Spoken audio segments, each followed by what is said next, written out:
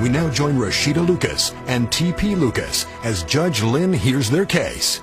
Mr. Lucas, you have brought Mrs. Lucas here to court in order to recover either your 2000 Camry that you said you upgraded or the value of the upgrades that you put in the Camry that you say she took. And I know that you're wearing sunglasses, which usually is not permitted in a courtroom, but I understand that you have an eye issue, glaucoma, and the lights are bothering you.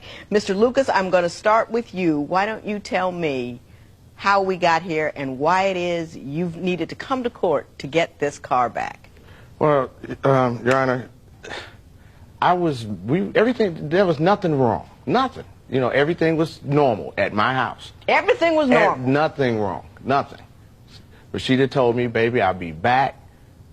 And she left. You know, this was back in November. Mrs. Lucas, Mr. Lucas says you had a great relationship. Yes, we had a wonderful relationship. Why don't you tell me what was wonderful about it? It was wonderful. We were like best friends. I believe, you know, he's my soulmate. Everything was fine except... Except? He was too nice. It's too nice. I mean, how does one be too nice to one's wife? He was too nice, like, it was scary nice. You know, it was like, you know the people it was like stalkerish nice, like you too nice, it's too good. Give me an example, because I cannot conceive of the world that you have structured for me here. Right, I mean, you know, too nice, like, he would say, I love you, and it was like, I was like, okay, I was waiting for the punch, when you gonna kick me? It's scary. Some people just, you know, you could be nice, but you could be Lucas, too nice. You're gonna have to do better than that. He told you he loved you, and this was a problem. You put up your hands like, when is the punch going to come? You've been married for 5 years. Has he punched you yet? No. No, he's a wonderful man. He doesn't punch you. He's a wonderful man. Yes, I'm just not used So to the that. I love you is too much for you. It's not too much, but you don't have to tell me like twice a week.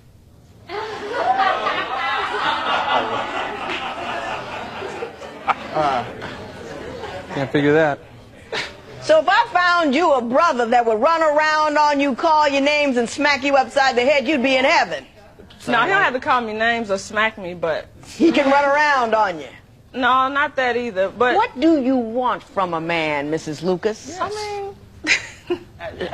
She told me that's what she wanted. What did she tell you she wanted? Well, she told me she wanted somebody to cherish her and don't run around on her. You know, all the things that a good man and a good woman should want out of each other.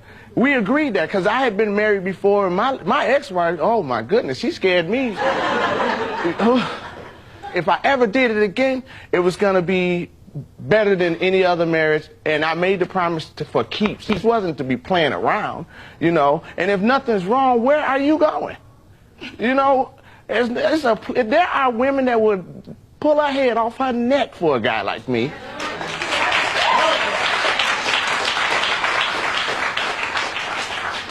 I'm going to ask you one more time. He made me gain weight. Okay, how did he make you gain weight? Because, I mean, now the man can cook. Brother can throw down. But he cooked full-course meals for breakfast, lunch, dinner. 2 o'clock in the morning, if I was hungry, he wouldn't fix me a sandwich. This man would make a whole meatloaf, potatoes and gravy, vegetables, a big stupid cup of Kool-Aid. I go to sleep right on that. Get up in the morning, he done fix French toast, pancakes, grits, biscuits. So now I'm laying on food on top of the food I just laid on a couple of hours ago. So your complaint is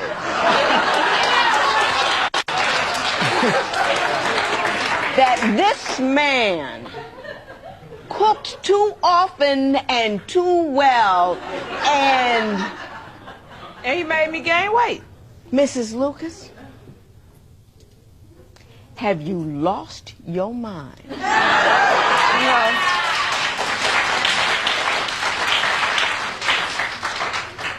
I have women coming in here whose men are leaving them because they got too heavy. You got heavy based on his...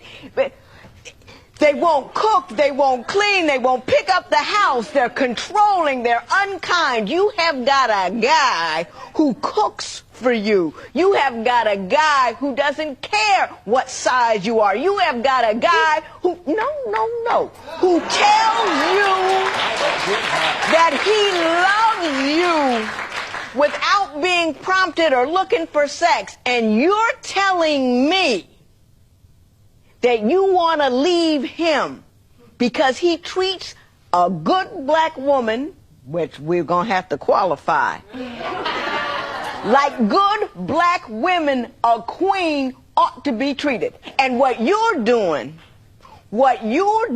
is taking I am a self-centered individual.